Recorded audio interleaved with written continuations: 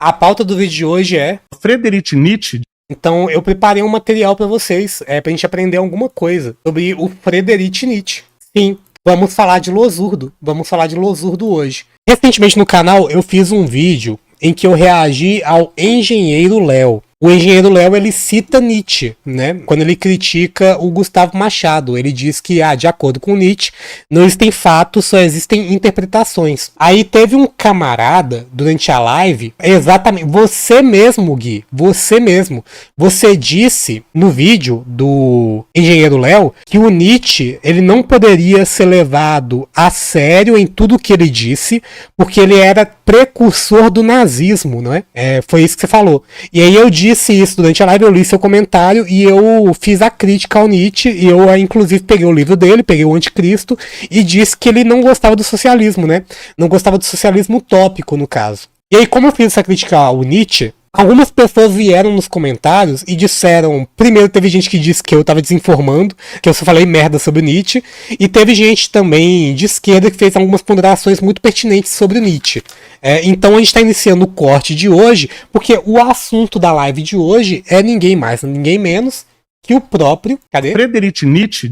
Então, esse é o assunto da live de hoje. Então, a gente vai comentar um pouquinho sobre Nietzsche, a gente vai comentar os comentários que falaram sobre Nietzsche também naquele vídeo do Engenheiro Léo, a gente vai comentar sobre a questão do nazismo em Nietzsche também, a gente vai comentar sobre bastantes coisas, a gente vai comentar sobre o contexto histórico em que as obras do Nietzsche foram produzidas, a gente vai comentar sobre a filosofia nietzschiana e... Para início de conversa, vamos deixar alguns disclaimers aqui, então, já que a gente vai falar de Nietzsche. Então, eu já falei para se inscrever no canal e deixar o like? Não sei, não me lembro. Então, se inscreva no canal, deixe seu like e seu comentário aí também. O intuito do vídeo não é cancelar o autor e também não é reabilitar o autor. Até porque eu não acredito em cultura do cancelamento, né? Você sabe muito bem disso. A despeito disso, como mencionado anteriormente, inclusive eu disse no corte anterior que o Nietzsche, ele era defensor da aristocracia. Eu recebi alguns comentários que elevaram a discussão aqui do canal, né?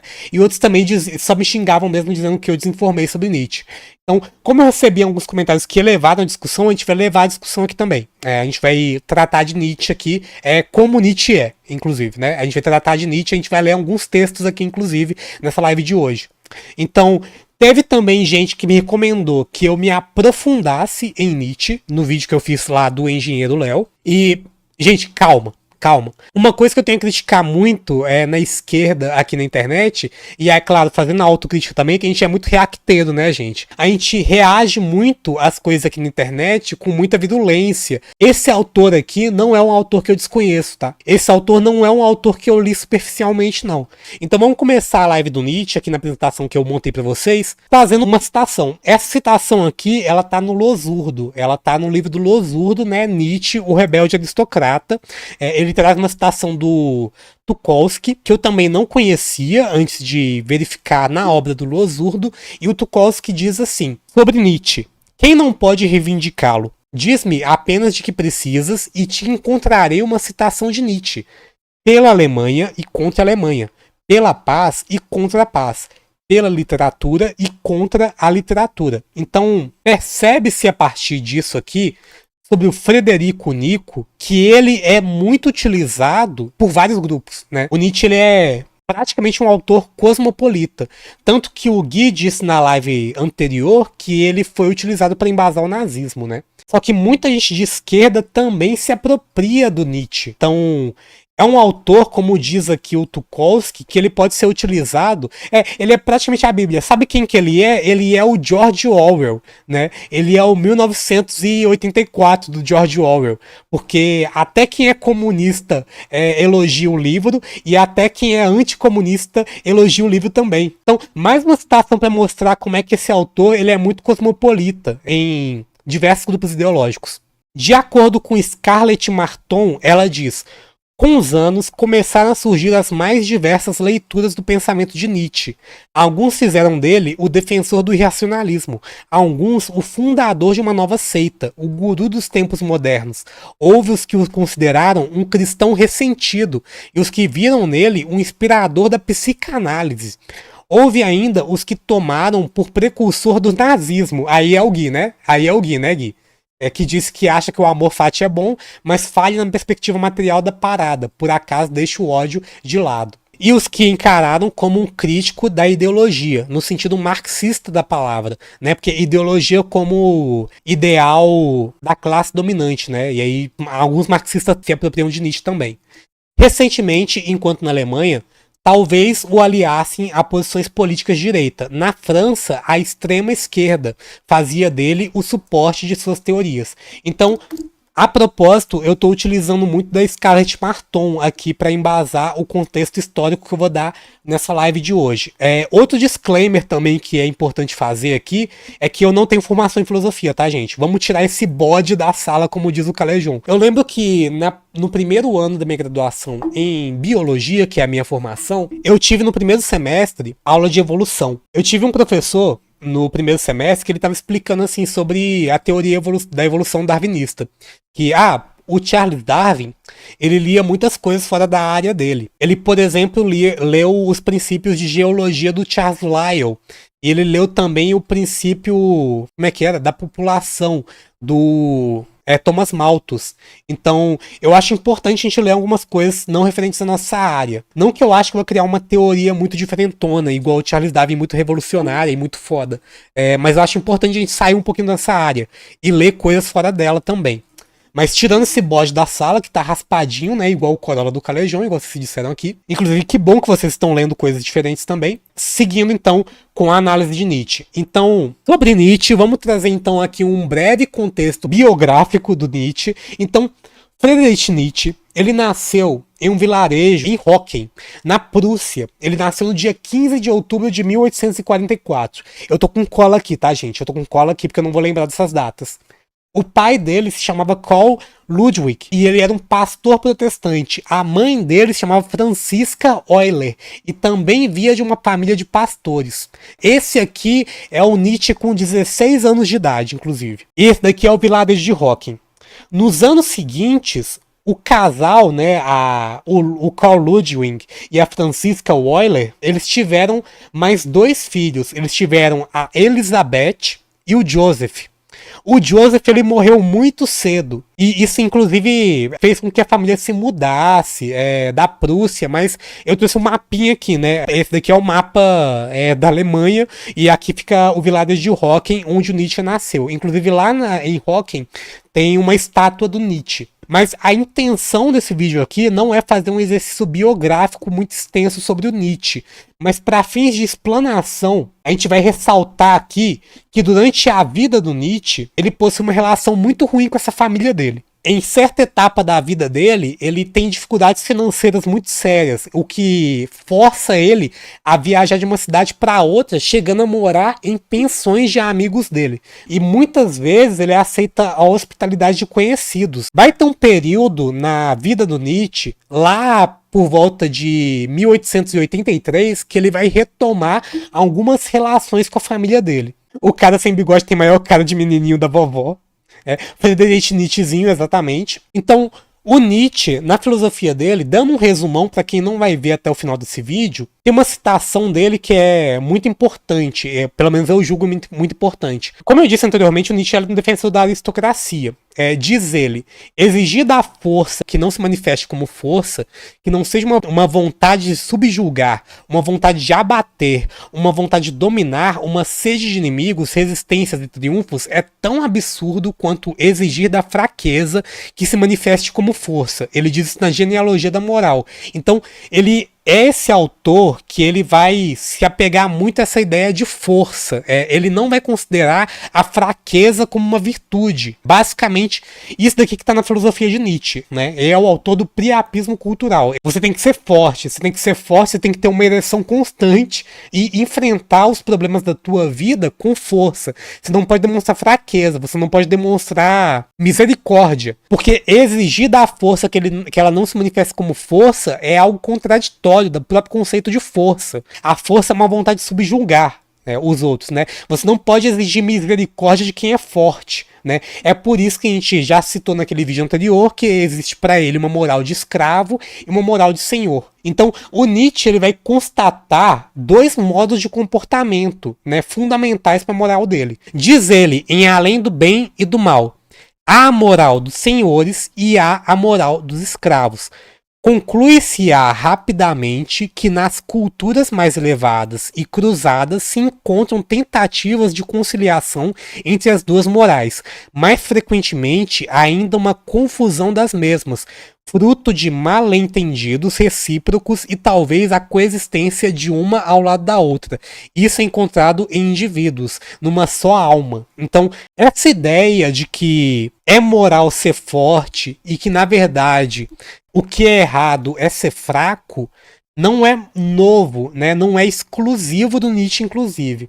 Isso aqui é um trecho da República de Platão. Platão está descrevendo uma discussão entre Sócrates e uma personagem chamada Trasímaco. Então o Trasímaco vai responder aqui para o Sócrates quando ele pergunta para ele o que é justiça. O Trasímaco vai dizer assim: me escuta, Sócrates, eu digo para você, a justiça é o interesse do mais forte. E aí o Trasímaco ainda cobra dele: ah, você vai me aplaudir em decorrência disso? E o Sócrates vai dizer assim pra ele: eu não tô entendendo o que você tá dizendo, basicamente. O Trasímaco vai acusar ele de cinismo em seguida, e aí o Sócrates vai dizer: não, eu não entendo mesmo, me explica o que é isso que você tá falando. E aí o Trasímaco vai explicar pra ele: cada governo faz as leis pro seu próprio proveito, a democracia faz leis democráticas, a tirania faz leis tirânicas. E outros sistemas de governo que estabelecem leis declaram-se justos a decorrer dos seus próprios interesses e castigam os que transgridem as leis como violadores da lei e culpam eles de injustiça. Então, essa ideia aqui de moral é o que vem do mais forte não é algo muito novo. Só que é um pouco diferente do que o Nietzsche vai dizer. É um pouco diferente ainda assim. Então, no Platão, essa tese do Trasímaco de que a justiça é a vontade do mais forte, como definido por Trasímaco no livro 1, que argumenta, é claro, que a moralidade ela é criada pelos governantes, é diferente da ideia do Nietzsche. Em Além do Bem e do Mal e na Genealogia da Moral do Nietzsche, ele vai argumentar que a moral dominante na sociedade ela é, na verdade, um instrumento dos fracos para subjugar os fortes. Parece pouco diferente, mas é muito diferente. O que o Nietzsche está defendendo aqui é que a moral como instituída é um dispositivo para controlar a força na sociedade, para podar a força dos mais fortes, tá? Eu vou defender aqui, inclusive, que o Nietzsche é um autor muito reacionário. Ele é muito reacionário, tá? Como vocês disseram na última live, inclusive. Eu recomendo para vocês que vocês leiam A Transvaloração dos Valores de Scarlett Marton. Eu tô me baseando muito na Scarlett Marton. Ela traz no início do livro a fábula do lobo e do cordeiro. É uma fábula descrita por um autor do século XVII chamado La Fontaine. Esse autor, ele traz essa fábula do lobo e do cordeiro, explicando basicamente a fábula. O cordeiro está discutindo com o lobo ele justifica pro cordeiro porque o cordeiro tá errado, e o cordeiro ele tá errado no final das contas porque o lobo come ele, né? Basicamente é isso. O Nietzsche ele também vai se apropriar da fábula do lobo e do cordeiro, mas ele substitui o lobo por uma ave de rapina. Só que no Nietzsche, a ave de rapina ela sequer se justifica, ou seja, a moral da história aqui é que o mais forte ele sequer deve se justificar pro fraco, né? A moral aqui é o forte, ele tá certo porque ele é o mais forte no final das contas, né? O forte é certo porque ele é forte, tá, né? E aí você pode se incomodar com essa noção. A gente geralmente tende a acreditar que quem é bom geralmente é o fraco, né? Porque quem é bom é quem oferece outra face, né? Jesus oferece outra face, né? Esse questionamento que o Nietzsche vai fazer aqui é pra gente inquirir o que a gente realmente considera como bom e como mal. A gente geralmente considera como bom o indefeso, o oprimido, o sofredor, e considera quem é mal, quem é injusto, quem é violento e quem é opressor. E essa determinação, ela leva a gente, de acordo com Nietzsche, a podar quem é mais forte. Então, essa filosofia nietzschiana, ela não se constrói também de modo autônomo. Ela tem o seu espírito do tempo também. Sim, exatamente. A covardia do fraco é pior ainda. O Nietzsche, ele vai acusar o fraco de ser ressentido, inclusive, né, contra o forte. É por isso que ele não gosta do socialismo. Porque, afinal de contas, né, o socialismo, para ele, é o fraco se ressentindo contra o forte. Porque, afinal de contas, ele é defensor da aristocracia. Tendo isso em vista, né, é claro, a filosofia ela tem o seu contexto, mas uma desculpa que vocês vão muito ver de pessoas que defendem o Nietzsche é quando ele fala essas atrocidades, é que ele na verdade tá falando de arte, né, gente? Tem muito essa desculpa de que, não, quando ele tá falando disso daqui é porque ele tá falando de artes. Então, dando um contexto histórico, essa imagem que vocês estão vendo aqui em questão é um mapa da Alemanha no século XIV. E eu peguei um mapa da Alemanha no século XIV porque eu não tinha um mapa da Alemanha no século XIX.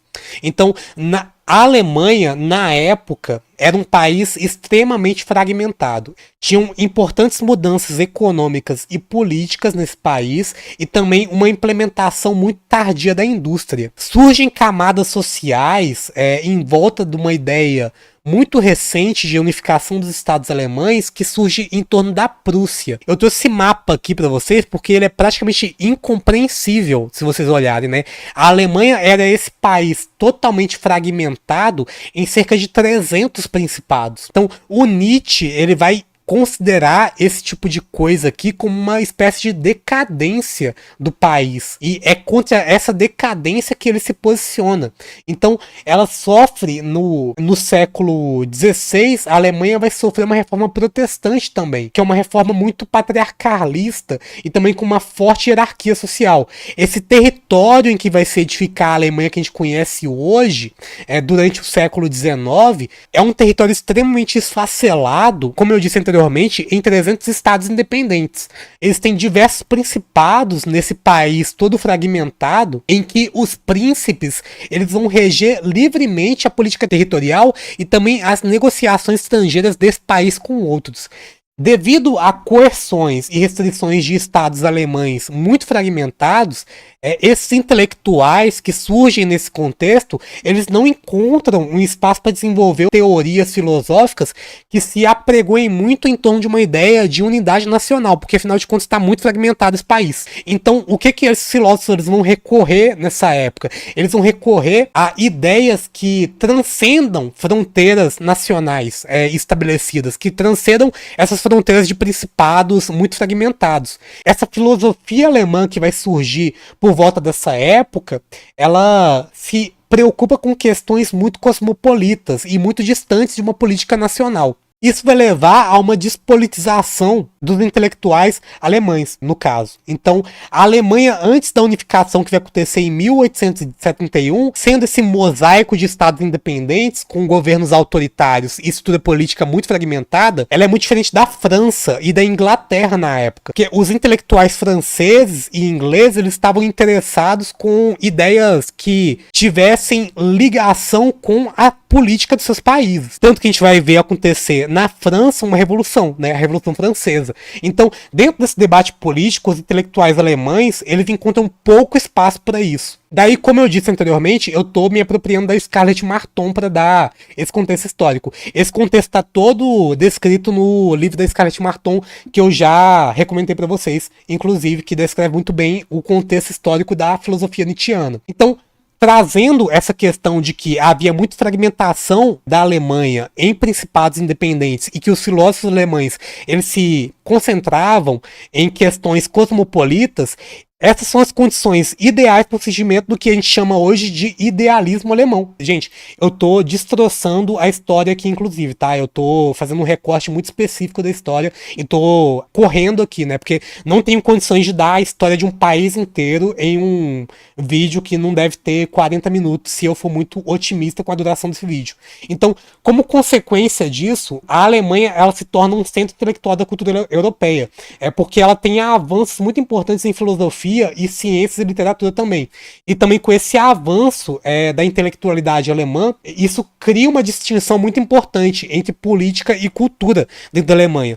Isso daqui eu trouxe um mapa do primeiro Reich alemão, que se inicia na Prússia, né, que é finalmente um processo de unificação do Estado alemão. Então, contrastando com a Revolução Francesa, por exemplo, os intelectuais da Revolução Francesa, eles estavam diretamente situados em um contexto em que eles tinham influência na política. Na Alemanha, a tradição foi mais de reflexões filosóficas do que de intervenção realmente prática na realidade política do país.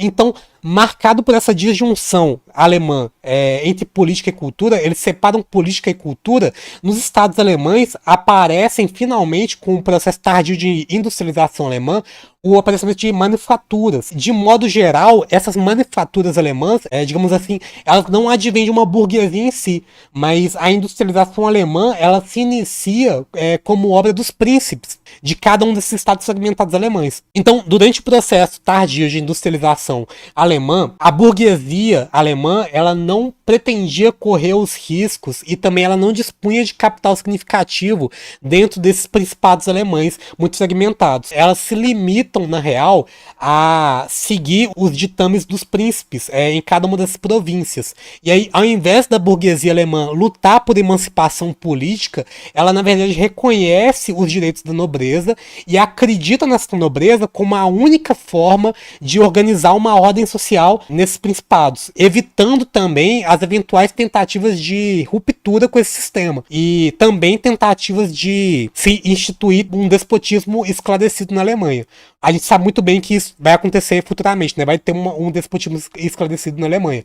Então, durante o século XVII, a Prússia, ela encarna um modelo de Estado absolutista e em 1740 entra no poder um déspota esclarecido chamado Frederico II. Esse é Frederico II. Então, o Frederico II, ele governa esse império prussiano como absolutista, e em 1740 ele entra no poder, né, ele sobe ao trono, ele se apropria muito de uma herança iluminista. Ele é muito bem visto por alguns intelectuais da época, porque ele tinha alguns ideais iluministas, só que a gente sabe que ele é um déspota esclarecido. Então, aqui eu trouxe algumas pinturas do Frederico. Nessa pintura aqui, ele tá na mesa, aqui com o uniforme militar dele, e aqui quem tá na mesa junto com ele, utilizando essa roupa roxa, é o Voltaire. Né, é o Voltaire sendo representado aqui. Aqui tem uma representação do Frederico II tocando flauta, né? Porque ele tentava passar essa imagem de que ele era muito amante do conhecimento e das artes, né? Essa era a questão do Frederico II. Só que a gente sabe que ele é um déspota esclarecido. Por que ele é um déspota esclarecido? Porque ele não adota as ideias iluministas na totalidade.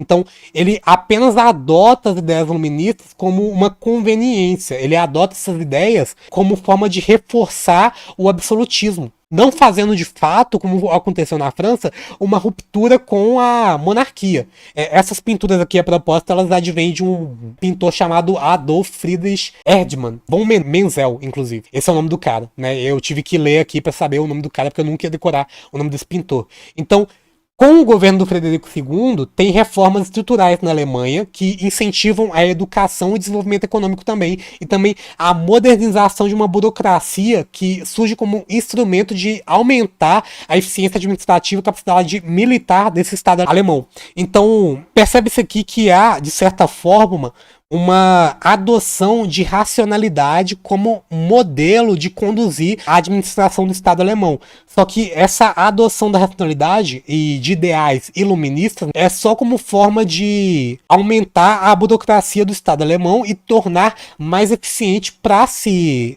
fortalecer o absolutismo na Prússia. E é claro, vão ter alguns intelectuais que vão olhar para esse tipo de experiência de despotismo esclarecido e colocar também na conta do iluminismo da razão. E aí, voltando para o Nietzsche, como ele defende o instinto e a vontade em detrimento da razão, e ele acredita que a racionalização do Estado e da sociedade leva a uma padronização e uma decadência, e também supressão dos impulsos criativos e também da vontade de potência ou vontade de poder, ele vai fazer críticas a esse modelo também, que vão tornar ele na literatura como um autor tipicamente associado com uma postura irracionalista. Diz ele: toda elevação do tipo humano sempre foi obra de uma sociedade aristocrata, né? Ele é defensor da aristocracia, né? Como eu disse anteriormente. E assim será sempre, de uma sociedade que acredita em uma longa escala de hierarquias e diferenças de valor entre os homens. E diz ele, mas essa hierarquia não pode ser fixa e herdada.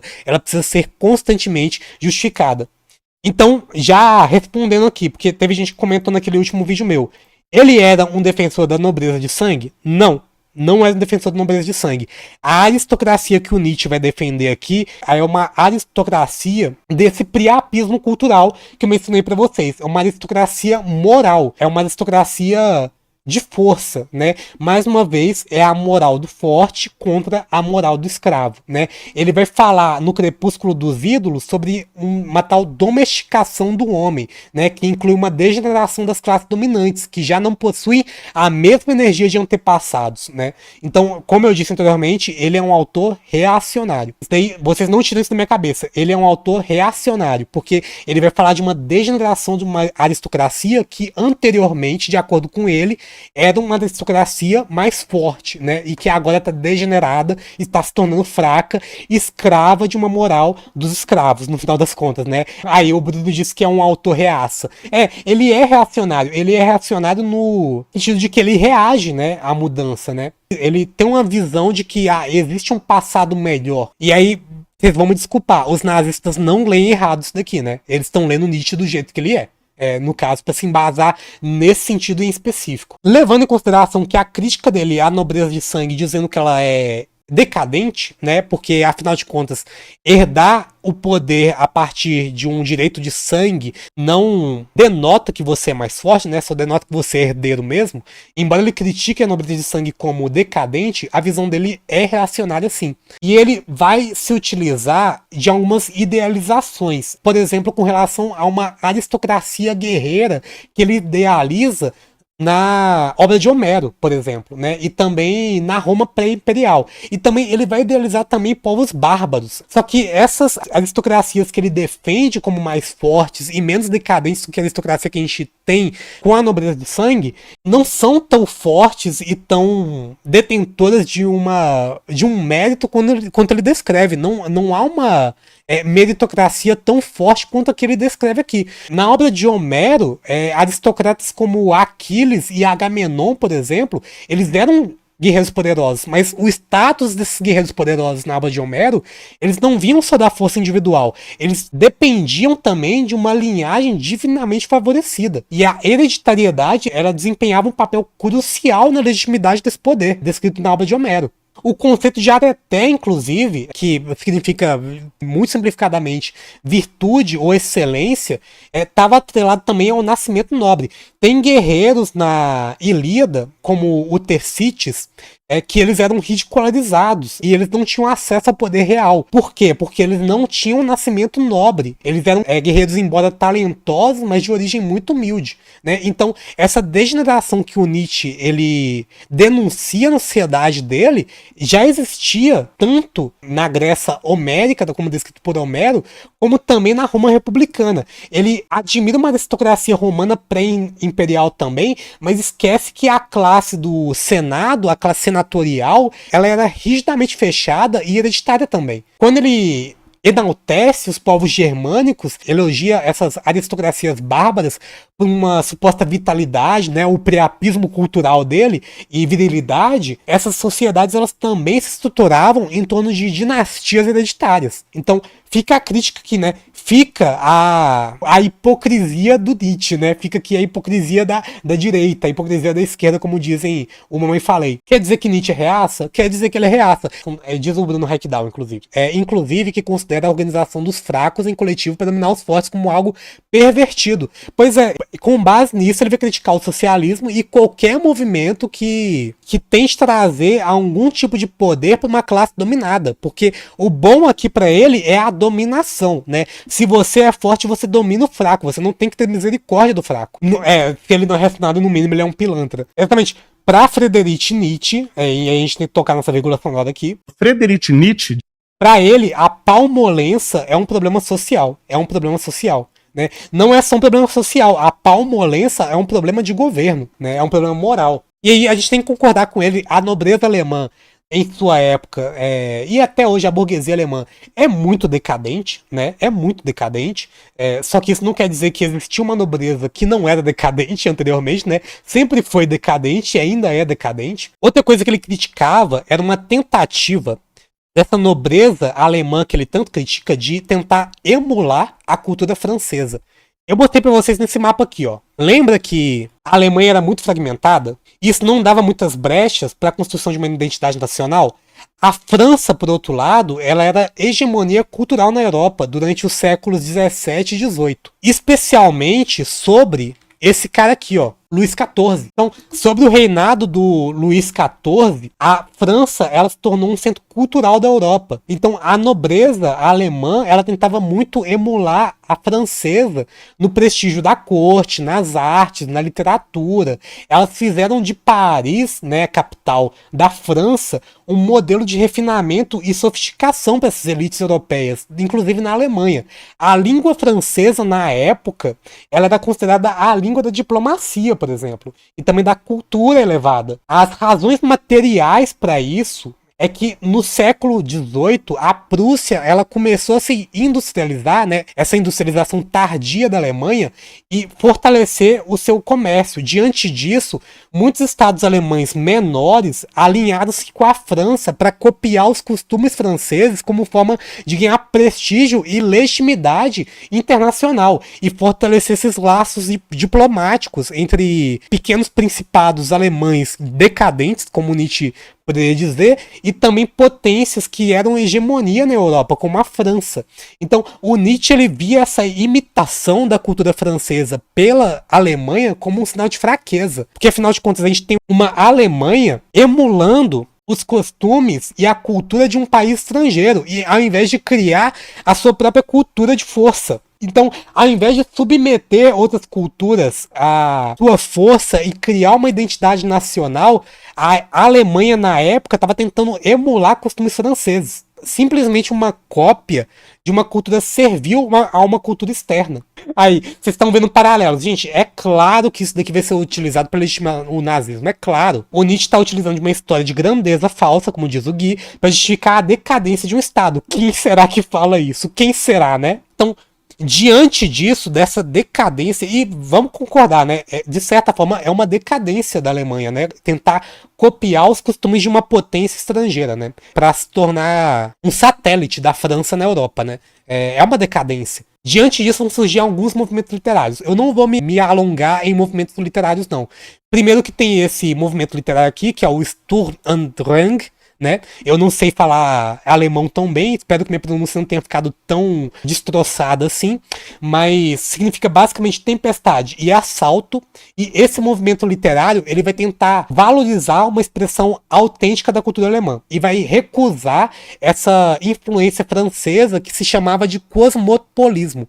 Se troca uma visão cosmopolista por uma visão nacionalista. Enquanto isso, os pensadores do iluminismo francês, como por exemplo Voltaire, Diderot, Rousseau, eles pregavam a razão como base do progresso humano. O Tempestade de Assalto, ele enfatizava a emoção, a intuição e o gênio individual, né? Então, é puro irracionalismo, né? É puro irracionalismo, né? É diametralmente oposto ao racionalismo iluminista. E é claro, na poesia ele vai rejeitar o formalismo rígido, que também advém da cultura francesa, que estava dominando a Alemanha na época.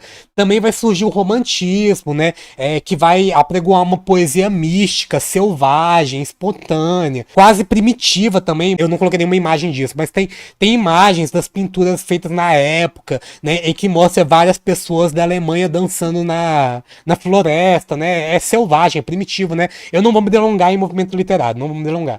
Mas no início do século XIX, o romantismo ele procura substituir o humanismo universal pela noção de nacionalidade. Existe uma tentativa de unir novamente a cultura e política. Vocês percebem que no início eu falei que os autores do idealismo alemão eles fizeram a separação entre cultura e política e se concentravam em questões mais abrangentes que não dissessem respeito a nada muito político, que dissesse respeito a uma identidade nacional. Aqui existe uma tentativa de fazer novamente se juntar cultura e política, né, nesse romantismo alemão. Só que o Nietzsche, ele também vai ver o romantismo alemão como algo decadente, porque ele enxerga nesse movimento uma expressão de fragilidade emocional e também uma rejeição da disciplina que é necessária para o florescimento da vontade de potência. Pois é, sim, Melina. Quando a família real veio pro Brasil, era moda falar francês ou com sotaque francês. E eu dei pra vocês, tem razões materiais pra isso ter acontecido, né? Tem razões materiais. E o Nietzsche, ele não vai tratar de questões materiais, né? Pra ele é uma degeneração moral. Vocês estão submetendo a outra cultura, vocês estão sendo fracos, né? Vocês estão submetendo a cultura de outro país, ao invés de construir a própria cultura de vocês, ao invés de construir a própria força de vocês. Mais uma vez, eu vou correr nos dados históricos aqui. A gente sabe que depois disso tudo, durante o processo de industrialização da Alemanha, tem uma invasão do exército francês na Alemanha que provoca um golpe doloroso na Alemanha, depois de uma tentativa de unificação. Ao mesmo tempo, essa tentativa de unir os povos alemães, a invasão da França, ela gera as condições ideais para a união desse povo. Cria-se um sentimento de identidade nacional com a invasão francesa do Napoleão, que também é muito ensejada pelo Otto von Bismarck.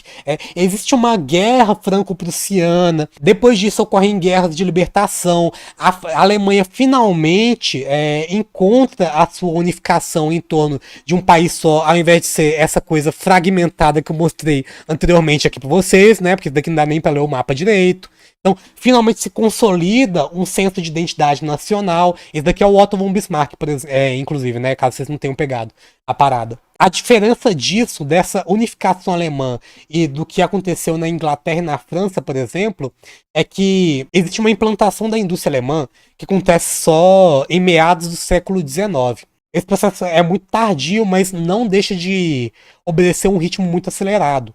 Em poucos anos, os estados alemães eles se tornam grandes produtores de ferro, carvão, tecelagem, algodão, esse tipo de coisa. Mas a Alemanha, ela passa de um território totalmente fragmentado e principalista e patriarcalista para tornar-se finalmente uma Alemanha capitalista industrial. A partir disso surgem sociedades e crescem os bancos nas sociedades por ações, né? Finalmente surge o sistema de financiarização da economia alemã. A Alemanha dos artesãos e das grandes empresas familiares, ela se transforma numa Alemanha industrial. E aí esses príncipes que governavam esses pequenos principados fragmentados, eles começam a sofrer pressão de uma burguesia que começa a se impor e fazer reivindicações econômicas e também com relação a liberdades individuais. Esse é o processo que leva à substituição desse modelo feudal alemão para o modelo capitalista alemão. E aí a Prússia, ela toma as rédeas nesse processo de unificação nesses 39 estados alemães que existiam na época. Dentre muitas das coisas que aconteceram, o Otto von Bismarck, como eu disse anteriormente, ele provoca uma guerra que faz com que a França invada a Alemanha e a Alemanha ela sai vitoriosa dessa guerra. E a partir disso é imposta uma hegemonia sobre todo o território alemão que leva à fundação do que a gente conhece como Segundo Reich. Muito resumidamente é isso que aconteceu. Então, a partir desse processo de finalmente uma industrialização da Alemanha, que acontece muito tardiamente, finalmente a gente tem a agregação dessa cultura juntamente com a política. Os intelectuais da Alemanha, eles começam a se interessar novamente. É claro, já tinha gente que se interessava por essa questão, mas era minoritário. Já tinha. Mas eles começam a se interessar em maior escala por coisas mais referentes à política de Estado, realmente, né? A filosofia, ela deixa de ter esse teor idealista e passa a se interessar por questões mais materiais e mais ligadas à política, realmente. É claro, a gente como marxista, a gente sempre vai criticar uma filosofia que não se interesse por questões materiais e políticas. Só que a gente vai ver que nesse caso aqui, isso vai levar a coisas muito drásticas, né, gente? Vai levar a coisas muito drásticas. Então, se anteriormente a gente lidava com uma Alemanha que tinha um idealismo alemão que não se interessava por questões nacionais, e sim com filosofias mais abstratas e mais ligadas a questões mais universais, hoje a gente tem intelectuais alemães que, de acordo com Nietzsche, se desligam dessas questões mais morais e vão se atentar a questões mais utilitárias, que dependem mais das exigências do momento, né? Aos caprichos e ditames de uma opinião pública e também de uma determinação política momentânea. Ou seja, a partir disso, o Estado alemão ele passa a ser algo que vai degenerar a intelectualidade também e a cultura da Alemanha. Desaparecem em 1870 as inquietações com o cultivo do espírito humano e se desenvolve aqui uma educação mais utilitária, né? E a cultura ela se acha submetida ao reino da quantidade e também ao reino da utilidade.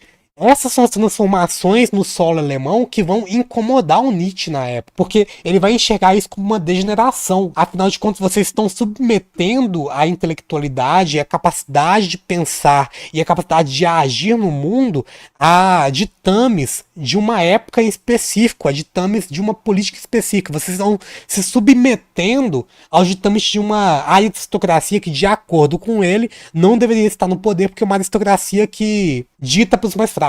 Mas aí vocês estão entendendo isso daqui. É por isso que tem gente de esquerda que vai reivindicar o Nietzsche, por exemplo. Porque vocês percebem, a partir dessa análise que eu fiz aqui, o processo de industrialização da Alemanha vai criar figuras influentes, né? Vai criar uma nova aristocracia que, de acordo com Nietzsche, vai degenerar a cultura alemã. Porque a cultura alemã ela vai estar submetida aqui aos ditames de condições políticas e econômicas. Aliás, Marx até, né, a citação, né, a ideologia dominante é a ideologia da classe dominante.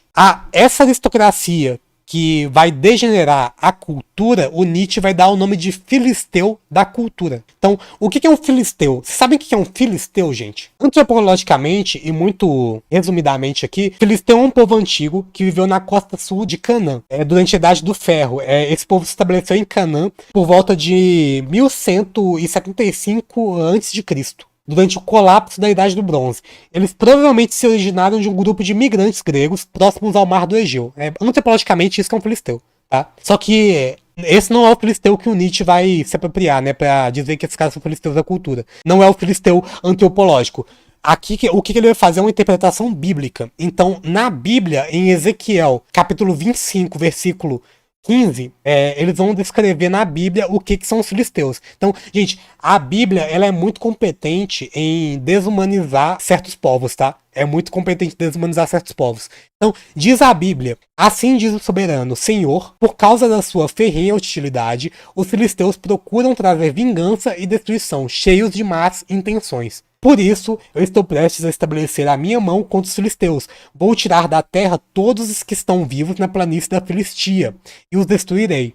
Minha vingança contra eles será terrível, e os castigarei na minha ira. A eles saberão que sou o Senhor. Então, o Nietzsche vai chamar de filisteus, ele vai se apropriar dessa interpretação bíblica, para dizer que os tais dos filisteus da cultura são esse povo que só traz destruição e estão cheios de más intenções. Esses são os filisteus da cultura. É uma classe dominante de pessoas que acreditam possuir cultura, mas que na verdade estão reproduzindo valores superficiais e padronizados que estão destruindo a cultura, estão degenerando a cultura alemã. E para Nietzsche, esses indivíduos eles chegaram ao poder e passaram a determinar os rumos da civilização e da cultura e da educação, eliminando qualquer espaço para uma busca genuína por conhecimento e pelo espírito livre. É claro, gente, vai ter gente que vai utilizar a palavra filisteu, por exemplo, para se referir ao povo palestino, tá? Vai ter gente que vai utilizar essa interpretação pra desumanizar o povo palestino também, hoje em dia. Filisteu não foge à luta. Tem uma pessoa de esquerda, naquele vídeo que eu falei sobre o Nietzsche, que mencionou que tem coisas no Nietzsche que são interessantes. Como, por exemplo, essa questão do filisteu da cultura, né? Porque, de acordo com Nietzsche, um filisteu da cultura, ele representa o contrário dos homens verdadeiramente cultos. Eles são incapazes de criar e permitem a imitação e o consumo apenas, né? Basicamente, o esquerdinha que lê Nietzsche, ele vai se apropriar de Nietzsche para dizer que isso daqui é basicamente a cultura de consumismo, né? A cultura em que as artes, elas param de ter essa função de engrandecimento do homem e passa a ter única e exclusivamente um fim de cumprir com a lógica do lucro. Para o Nietzsche, a cultura ela se torna um objeto apenas, né? Ela degenera, ela se torna apenas objeto de possíveis relações comerciais e submete a leis que regem a compra e a venda, né? É apenas um produto a ser consumido e tem uma etiqueta e um preço, né? Eu tô lendo na íntegra aqui Scarlett Marton. A cultura, de acordo com Nietzsche, ela degenera porque ela é transformada em mercadoria. É por isso que tem gente de esquerda que vai reivindicar Nietzsche. Mas enfim, voltando pro tópico inicial, inicial, do contexto histórico, a Alemanha ela prossegue uma monarquia durante toda a Primeira Guerra Mundial, a gente sabe disso. E ela se torna uma república só em 1918, com a abdicação do Guilherme II e proclamação da República de Weimar, né, em 1919. Isso acontece 19 anos depois da morte do Nietzsche. Ou seja, o Nietzsche ele vive numa monarquia durante a vida toda dele, né? Por isso ele vai criticar essa aristocracia de sangue, né? E vai defender uma aristocracia que é baseada na força, né? E não no sangue, não na hereditariedade. Lembrando disso, né, eu já trouxe alguns dados bibliográficos aqui sobre o Nietzsche, mas como eu disse anteriormente, ele nasce em Hocken e ele é enterrado em Hocken também. Inclusive me citaram aí no vídeo que ele é enterrado pela irmã em solo cristão, o que é engraçadíssimo. Infelizmente é engraçadíssimo, embora seja muito injusto também, né, uma vez que ele era um filósofo que se opunha, né, à ideia do cristianismo, né, porque o cristianismo, de acordo com ele, também é a moral do fraco, né. Mas, como eu disse anteriormente, a ideia aqui não é fazer um exercício biográfico extenso sobre Nietzsche, mas essa aqui é a irmã dele, inclusive, né, a Elisabeth Nietzsche, e ele vai possuir uma relação muito ruim com a família dele, durante a vida dele inteira. Só que em 1883 ele retoma algumas relações com a família. E lá por 1885 ele se despede da irmã dele, a Elisabeth Nietzsche, e ela parte com o marido dela, que se chama Bernhard Foster, que é um antissemita, do Paraguai. E lá eles literalmente vão fundar uma colônia ariana do Paraguai. Eles escreveram errado Nietzsche na lápide. Todo mundo sabe que a pronúncia correta é Friedrich Nietzsche.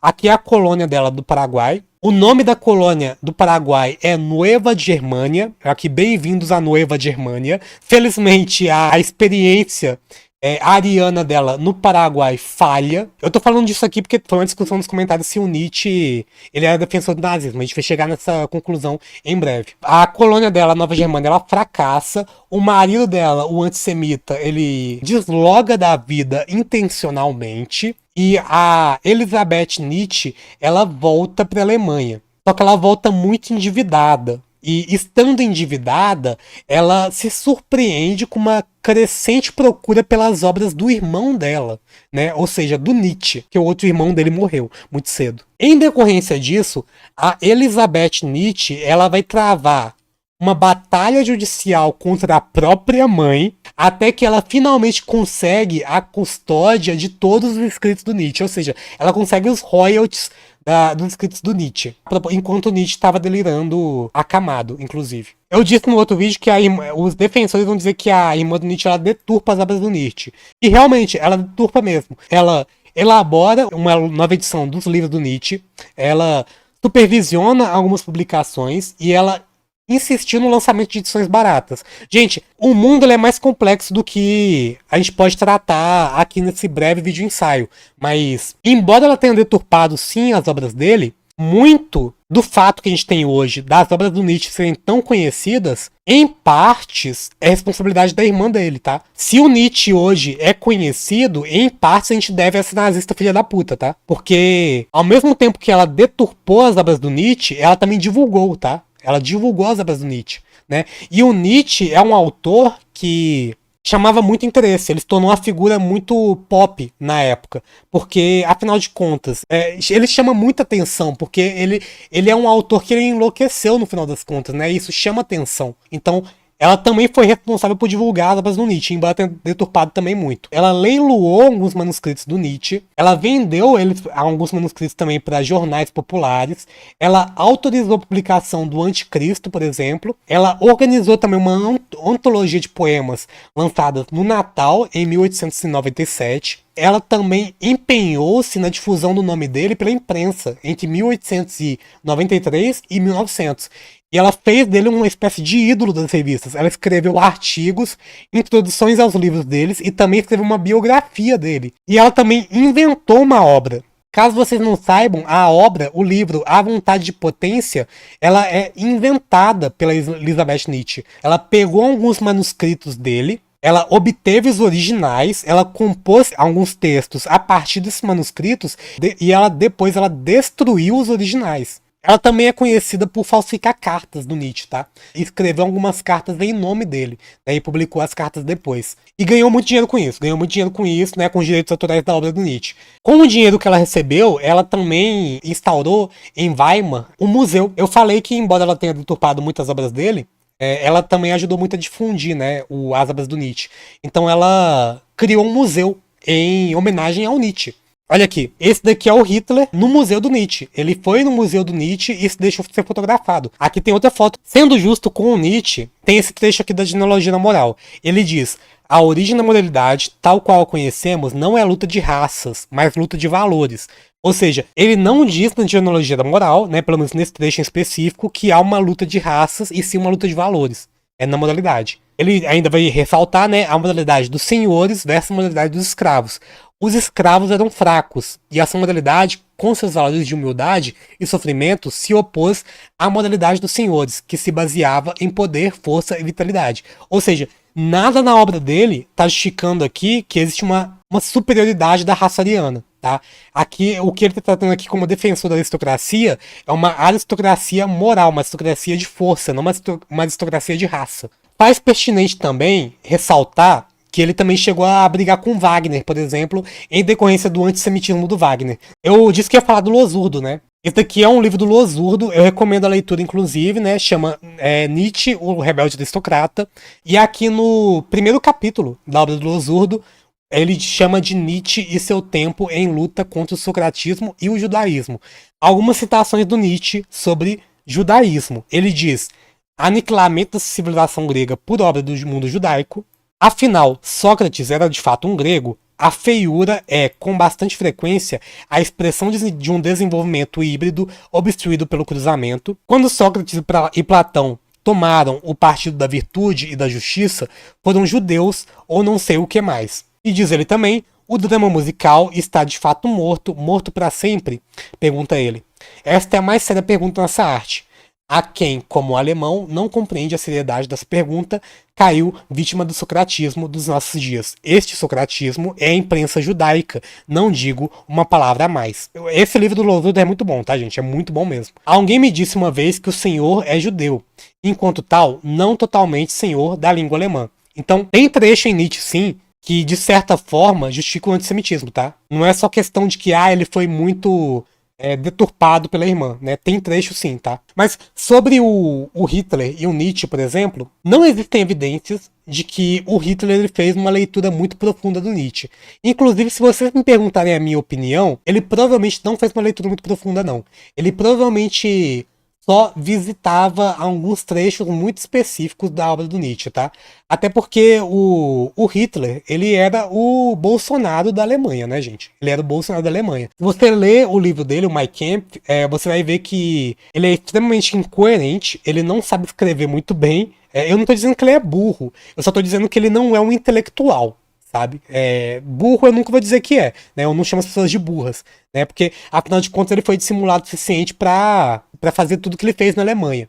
Mas leitor de Nietzsche muito assíduo e muito profundo, ele provavelmente não era mesmo. E a partir dessa apropriação do Nietzsche para ideais do nazismo, tem uma certa reabilitação em seguida da obra dele por autores de esquerda, né? A gente sabe que um dos principais responsáveis por reabilitar a imagem do Nietzsche para a esquerda é o Foucault. Tem o Deleuze também, né? Tem o Bloch também, que também faz essa reabilitação do Nietzsche. Eu não vou comentar muito sobre isso daqui, não.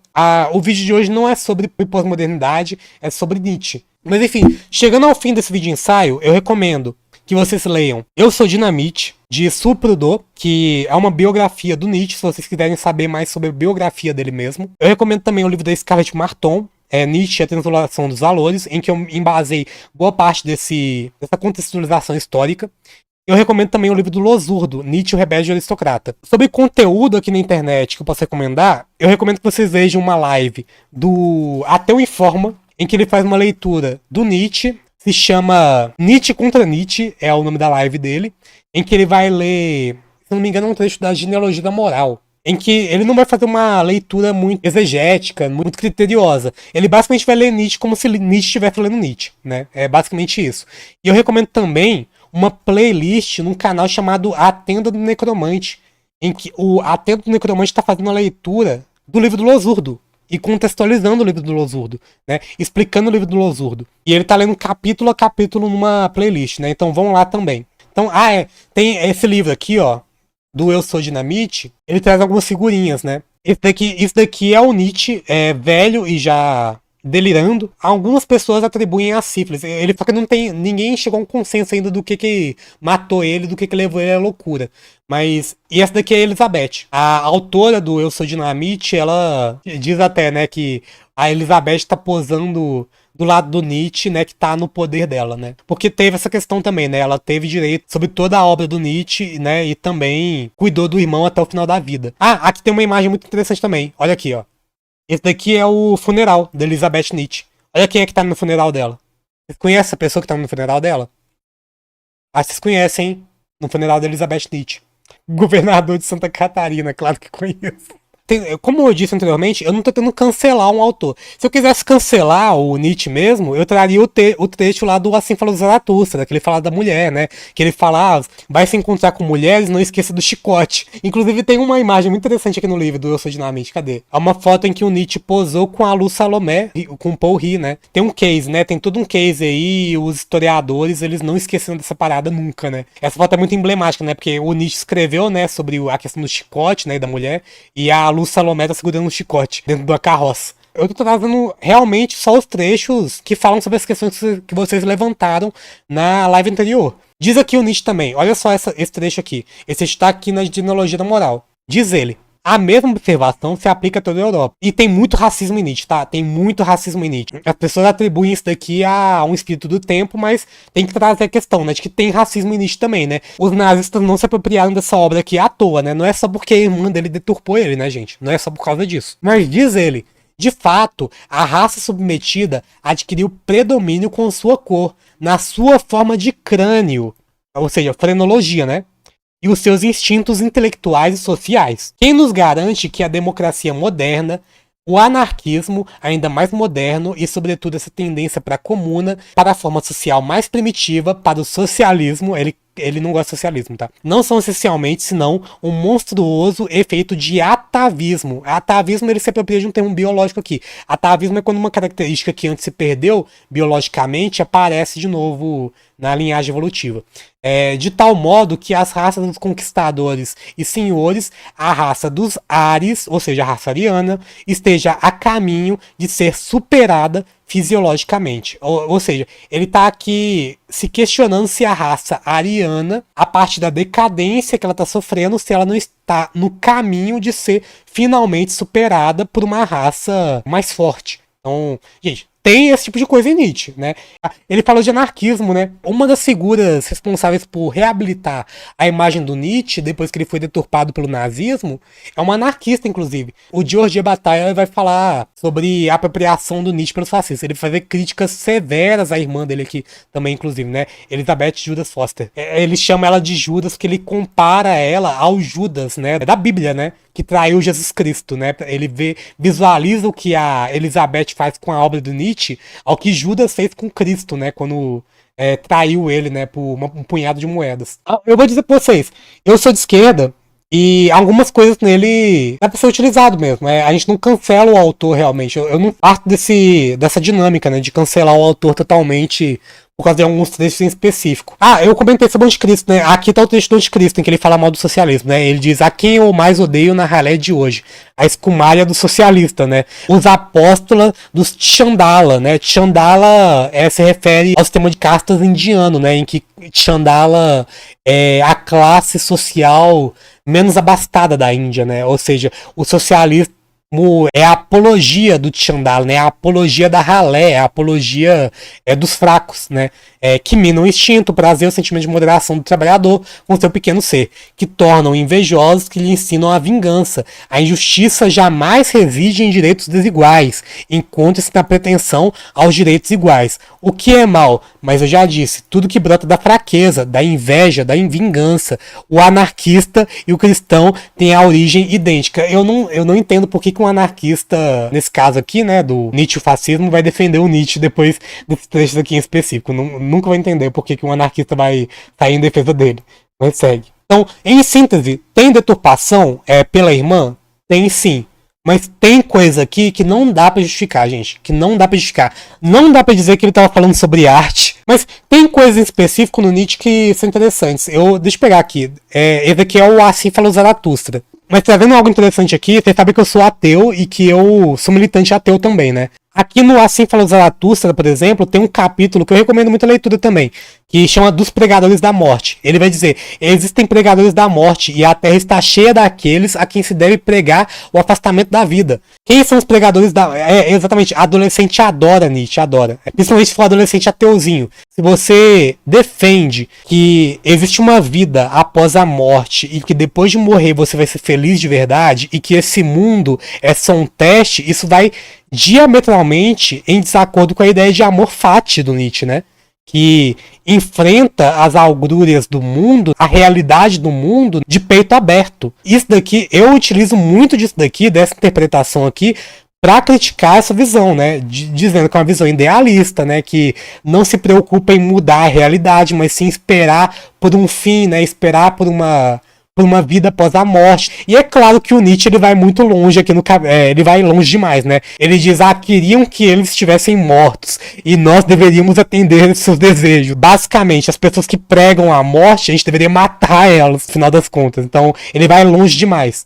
Capítulo da genealogia da moral que ele fala dos padres, tem coisa interessante aqui, tem coisa interessante. Por isso que eu falei no início, o meu interesse não é cancelar um autor em específico, não é nem cancelar e nem tentar reabilitar, e sim tentar qualificar mais o debate, porque aí fica o parabéns pro público, porque o público em questão, no vídeo que eu falei sobre Nietzsche, vocês transformaram a maluquice do engenheiro Léo em um debate mais qualificado sobre se Nietzsche é relevante até hoje. Gente, então eu vou ficando por aqui, na live de hoje. É sobre isso, transformar a merda em fertilizante. O Gui não vai arredar o pé da crítica dele ao Nietzsche, ele não vai arredar o pé. Se inscreva no canal, deixe seu like, e seu comentário aí dizendo o que você acha disso aí tudo, do Nietzsche. O que você acha do Nietzsche, hein, gente? Critica aí. Fala aí o que você acha do Nietzsche. Tô certo sobre o Nietzsche? Tô errado sobre o Nietzsche? Não sei. Até mais. Beijos.